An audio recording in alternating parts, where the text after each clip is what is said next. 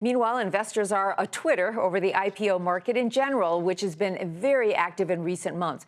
According to the firm Dealogic, 123 companies have gone public so far this year. That's the highest number since 2007. Here with his take on upcoming offerings, as well as what investors should look for, Francis Gaskins. He's president and editor of IPOdesktop.com. Francis, let me start with Twitter because there is so much talk about it. We don't know when it's going to go public. We don't have all the numbers yet, although Julia gave us some idea of what to expect in revenues, and we don't have an idea of what the valuation will be. But is this the kind of IPO that investors should take a serious look and put money in it? Well, definitely. If the projections are $1 billion in revenue, it would come public at the $10 billion valuation of 10 times revenue, which is definitely smaller than some of these cloud companies that have gone public. They have an impenetrable, probably, position in the market, and it would be impossible to displace them. And I think what they've done is they've waited, and they're waiting till their business model shows revenue and probably profits. It'll be fascinating to look at their income statement.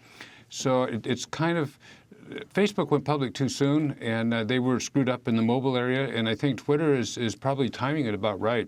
I do understand that they've been talking to the New York Stock Exchange for 2 years about an IPO, so it'll definitely happen. And Facebook came out at a multiple much greater in terms of revenue than what you just described there for Twitter. But my rule of thumb, Francis, is the sexier the IPO sounds, the farther I want to get away from it. Well, that's true. When it comes out, it'll probably gap at the opening. Now, when the social media companies were going public a couple of years ago, what would happen? Groupon is one of them.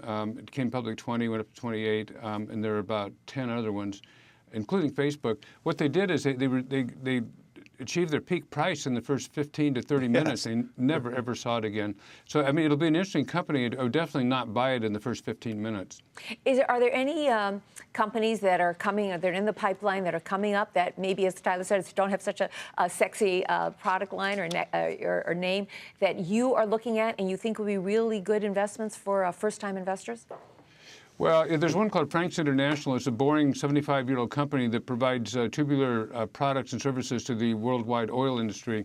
And that one is coming, if you annualize the June quarter, the midpoint of the price range for tomorrow is 14. And that's an example of a boring company that could be interesting. However, it'll probably come above the range, and a lot of the institutions are going to go for it right away.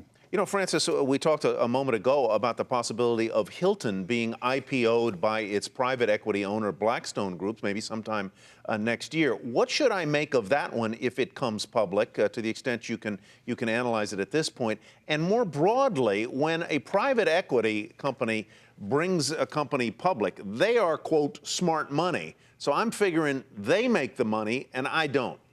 Well, certainly that's one way to look at it. Blackstone has had a reasonable reputation, a pretty good reputation with their IPOs. What they do is they don't bring all their stock public. They bring a little bit. They might, in this case, come public at 10 or 15% of the market cap. So what they really want to do is have the stock go up, so their remaining shares go up.